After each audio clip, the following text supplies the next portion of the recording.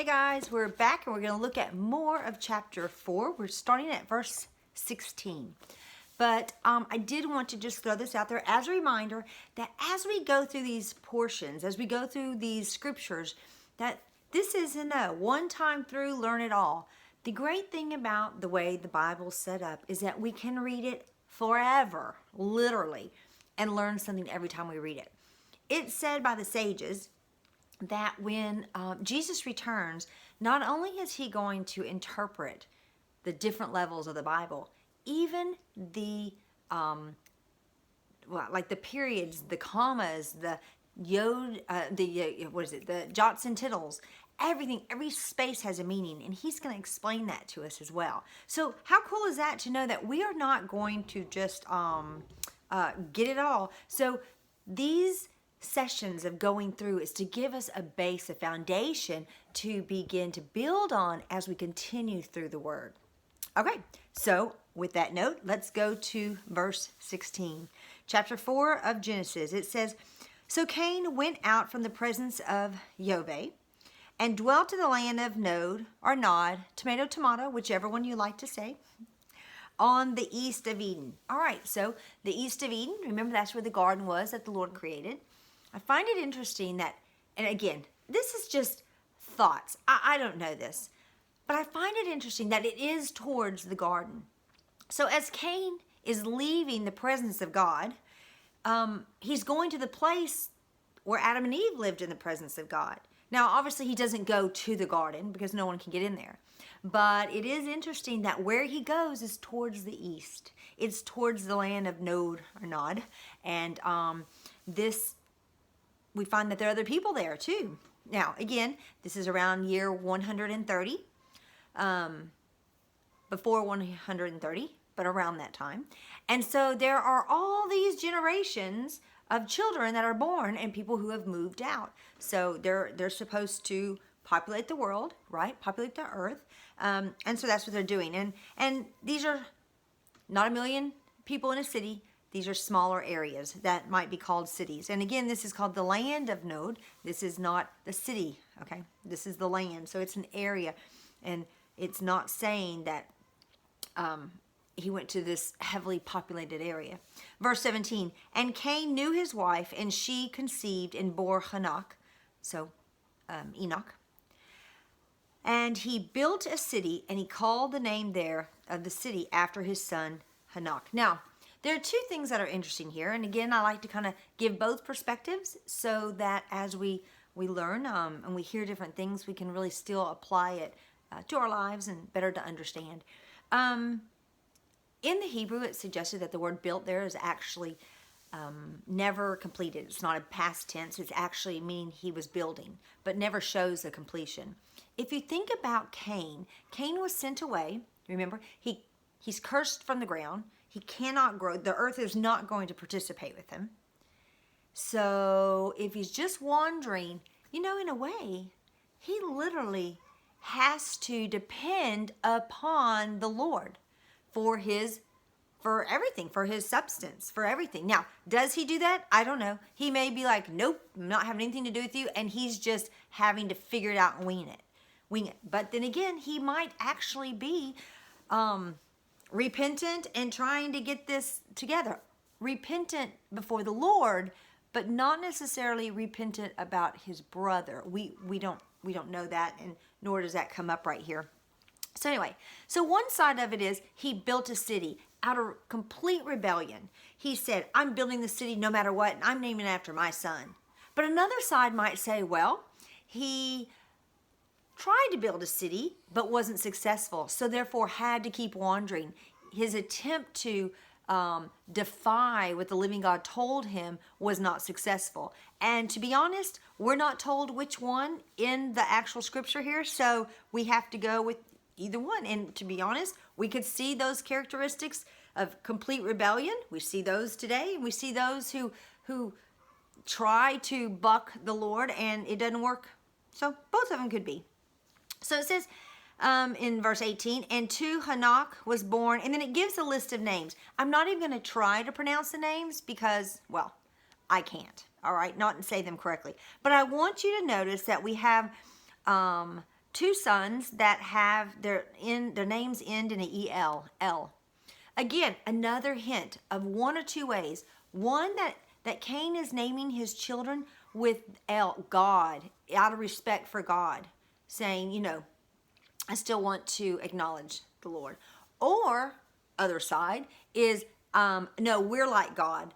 You kicked us out, and now I'm going to name my children as if they're going to be their own gods. Which one? I don't know. No idea. We know that it's not until a little bit later, Seth's child, that we have people starting to call themselves gods, that attitude. And that would be obviously a while after this event. But if you think about it, if you have Adam and Eve having a baby, Seth, and you have Cain having a baby, Hanok, these kids are very likely growing up around the same age. If they're growing up around the same age, then it literally could be that Hanok's second-born, or not Hanok's second-born, but Hanok's grandson, whose first one ends with El, that is falling in line with Seth's son, Enosh, and they called themselves gods. So, or they called upon gods, meaning they're calling themselves, they're not searching after the living God. So that could be actually a time parallel of showing what's happening, because a lot of times the names show what's happening in that error, in which error, not like wrong, but like the time frame of what's happening when they're born. All right, so let's move down. No. Let's look at verse 18. We have Lamech. That's the last one mentioned in verse 18. Lamech is the seventh generation from Adam for the line of Cain. That is important. We will see why. So it says right here that Lamech took for himself two wives, and the name of one was Ada, and the name of the second was, can't say it in my Bible, it's Tillah. So, Tishila, second wife, that's the point.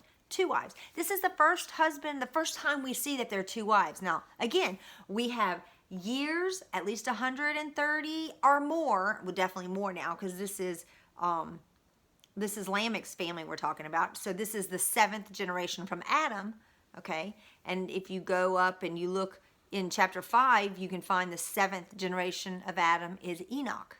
So this is Enoch and Lamech kind of going together, all right?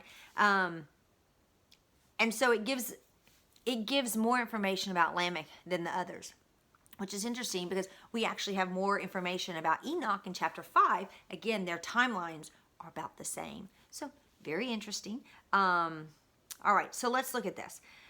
It says in verse 19, and Lamech, and let's remember, well, maybe you don't know this, the name Lamech means despairing. So, I mean, he's got a name of a hard time, right? He's despairing. It's just, this is what's happening to him. He took for himself two wives. Okay, we said that.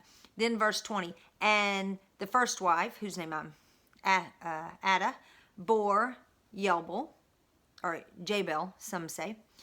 He was the father of those who dwell in tents with livestock. Oh, interesting. Here we kind of have the marriage of the two. We have Abel, who took care of sheep, and we have the wandering of Cain, right? Here is, I mean, look how far. This isn't just Lamech. Lamech's son now is like, oh, this wandering thing's got to go. We're going to set up tents, and this is how we're going to do it. And we're going to have a livelihood instead of just being nomads, of having sheep and traveling that way. Okay? So this is an interesting little thing. This is the father of, this is the first time they've been doing that. So then that makes us go, okay, well, maybe they did build the city. Maybe they did stay around in a city. If that's the case, then you have Lamech's son, who is on that generational curse, now saying, I'm going to go on and I'm going to figure out a way to still wander, because that's still what's happening to us, but I'm going to have a livelihood. It's the marrying of Abel and Cain, livelihoods, I guess you'd say. Anyway, just interesting things to look at, that from the man who was told he was going to wander comes the father of all those who live in tents. Like Abraham's going to be one that does that, right? He sojourns in the land, and he's got livestock. Okay, and then it says, the next one in 21. And his brother's name was Jubal. Mine says Yubal. Yours is probably a J. He was the father of all those who played lyre and flutes. Huh.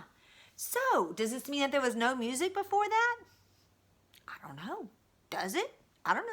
But here we have an instrument that now is going to be duplicated and passed on down the lines. There will be a flute, there will be a lyre, and I think a lyre is a stringed instrument, if I'm correct.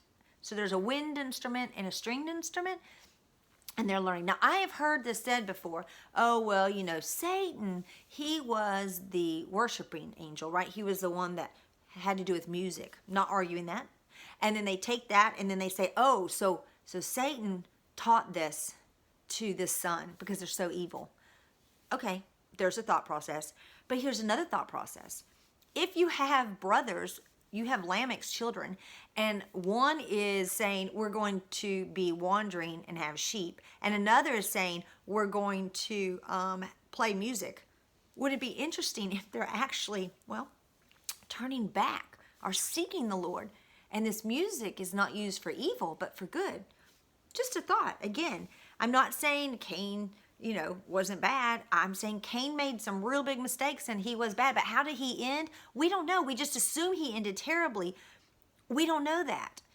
But let's keep going. So then the next son of the second wife in verse 22, she bore Tubal-Cain. Oh, named after Cain. Okay. And he was a smith of all tools, of all kinds of bronze and iron. And then he had a sister whose name was Naamah. So Tubal-Cain, he's responsible for tools of bronze and iron. Iron, I sound so country when I say it that way. Iron. Okay. So he's taking stone metals from the earth. He's taking them and he's understanding how hard they are and how to use them. Isn't that cool? From one man, you have 3 inventors who are founders, I guess, of things that we still use. We still use tents, we still use music, and we still have tools. Now, I've also heard, these tools were later turned into weapons. Could be, absolutely. But we don't know that, Again, they could have, I think, again, just my brain, I think a part of this was to show redemption that was happening for Cain's line. Yes, Cain's line had evil in it, but were they cursed forever in it? Not necessarily. I mean, the line didn't get to come through them. The line of Jesus doesn't come through them. I think that's a pretty big loss. And he's told he has to never be, or he's never going to be in the presence of God again here on earth. That's a pretty big bummer. But how he really ends, I don't know. I don't know that. Ezekiel, I think it's 16 or 18, says, I'm pretty sure it's 18, says, basically, I'm paraphrasing, that if a man who's righteous begins righteous, but then in the end he's evil, he's only remembered to be evil. But a man who's evil through life, but then ends righteous, will only be remembered as righteous. It's how we end, not how we begin. And that should be such a glorious thing for every one of us to realize that it's how we end. Cain started pretty screwed up, but how did he end? I'm not sure. But here's the speculation. It says in verse 23, and Lamech said to his wives, the 2 wives I can't say, hear my voice, wives of Lamech, listen to my words, for I have killed a man for my wounding, and even a young man for my for hunting me. For hunting me. And Cain is revenged 7-fold, and Lamech 77-fold. 70 times 7. Now, we may think, all right, what's that mean? Well, it is speculated that in this, he killed Cain.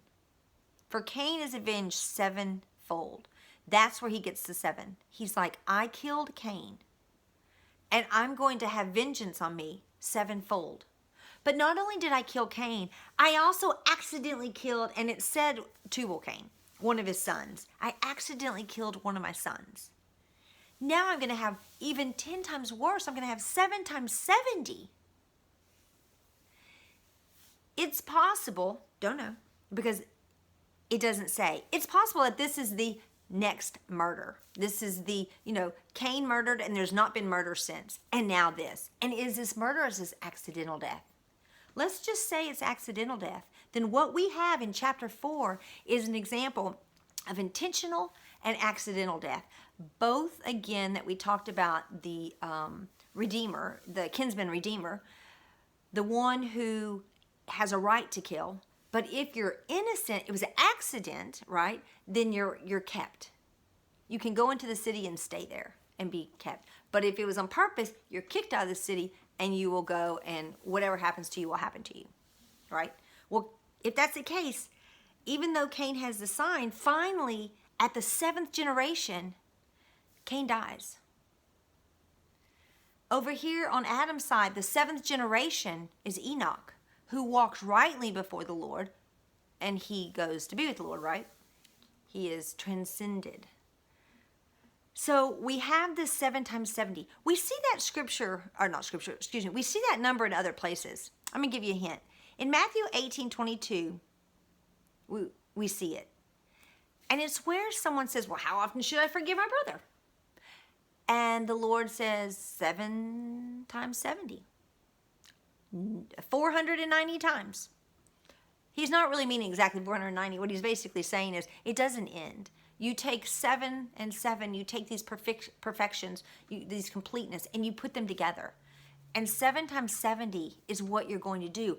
And do you remember that 7 times 70 equals 490, but 7 times 7 is 49. I bring that up because 49 starts that year before the Jubilee. It brings in the Jubilee. And in the Jubilee, everything's forgiven. So if you didn't take care of it in those 49 years, you're going to in that Jubilee year. So here we have, I think, the first real example of forgiveness. Remember we talked about in chapter 4 that we had the, We had the two brothers, Cain and Abel, who were, kind of going at it, right? And I guess really it would just be Cain maybe going at it, meaning he didn't forgive his brother. Yet this chapter ends with the hint of Lamech is being forgiven. Lamech cries out knowing that he's done something terrible, and we get a hint that he's forgiven. So if again, and this is the last that's talked about Cain's line. So if a part of chapter 4 is also having to do with forgiving your brother, look at how Lamech possibly solved the problem. The Lord allowed through Lamech's line for it to be resolved. Cain is gone. Cain is killed. If it's true that Lamech killed Cain and accidentally one of his sons, then what we have is we have Cain's line. Cain didn't forgive, and then his son is shown the forgiveness that Cain should have shown Abel. His son, once Cain's gone, that generational curse is broken and forgiveness is announced. Just a thought. There's so much in here. I could talk about every verse probably for 15 minutes to an hour on every verse, but that would be ridiculous. So anyway, chapter 4, let's look at the very last part here after the 7 times 70. I do want to put this up also. We have examples of Israel in the other books of the Bible, in the Old Testament. And I believe it's, if you look at how many years that they're in captivity and how many years they're free, that you'll find the 490 years in there also of how many times the Lord's forgiven them. 490 times. 7 times 70, the nation's been forgiven, okay, and allowed to return. And again, showing that that's not like, well, I'm done at that point. No. We go to that 49, we go to that 50, and all will be returned and put back in its proper place, like a Jubilee. And for some of you who may be like, what's a Jubilee? We will talk more about that. A Jubilee is basically the end of a 50-year cycle, 49-year cycle that comes to the 50th year, that everything is returned back to its original state in Israel. Okay, that is That is a biblical Israel as a nation, God's people thing. All right. Okay. So let's look really quick at verse 25, chapter 4. And Adam knew his wife again, and she bore a son and called his name Seth. For Elohim had appointed her another seed instead of Abel, because Cain had killed him. Ooh, what? Snap. All right. Remember at the beginning of chapter 4? Oh, she got Cain. She's like, I got this. Look, the Lord gave me the seed that's going to conquer the enemy. It's going to conquer sin. That's what he's going to do. Oh, and then there's Abel. But now that Abel's been killed and Cain has been removed, it's like, well, wait. The Lord gave me another seed. She's had a ton of kids. The place has got a population, okay? Adam and Eve are pumping out some kids because it starts with 2 and then just grows exponentially. And think about it. They're twins. I mean, this is the perfect DNA. You've got a lot of great stuff happening. The Lord is making sure that they are able to fulfill the be fruitful and multiply, that perfect DNA. So she's got this baby and she's like, okay, I understand that this is going to be the kid. This is going to be the one that the seed comes from. And she's right. It'll be that line that it does come from. It's not coming from Cain's line. Excuse me. Yeah, it's not coming from Cain's line. It's definitely not coming from Abel's line because he's dead. But it's not coming from Cain's line. And so this is to replace the seed that's going to conquer the enemy that she was told was going to happen in Genesis 3. She's holding on to that promise. Think about this. When Mary has Yeshua, Jesus, it talks about in Luke, I think it's Luke 2, it says that she held all these things dear to her heart, close to her heart, that the prophecies that were said about Jesus by Simon and Anna. And she held on to these things. Well, I kind of see that like Eve. Eve's holding on to that. She's giving birth. She's waiting for the seed, and she's holding on to that promise. Well, Mary was holding on to that promise too about Jesus. So, thought. Let's look at that last verse. It's verse 26. It says, and Seth, to him also a son was born, and he called his name Enosh.